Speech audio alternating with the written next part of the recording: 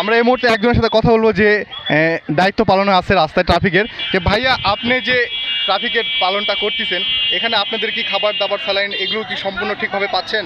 হ্যাঁ, সম্পূর্ণ ঠিকভাবে পাচ্ছি, সময় মতো পেয়ে যাচ্ছি। আচ্ছা, এই এই তীব্র রোদে যে ট্রাফিকের আপনাদের যে অনুভূতিটা কি, তীব্র রোদে আপনাদের মনে কি কষ্ট? শরীরে তো অবশ্যই কষ্ট হওয়ার কথা। শরীরের কষ্ট দেশপ্রেমের কাছে আসলে কিছুই না আর কি।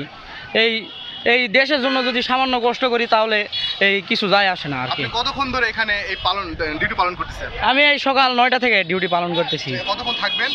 এই যতক্ষণ চলবে আজকে। আচ্ছা, সব থেকে বড় কথা যে আপনি যে এখানে দাঁড়াইছেন অনেকেই দেখতেছি মোটরসাইকেলের ইয়া নাই, তাদের কি কোনো হুমকি দিচ্ছে কি আপনাদেরকে, এরকম কিছু পাইছেন কি?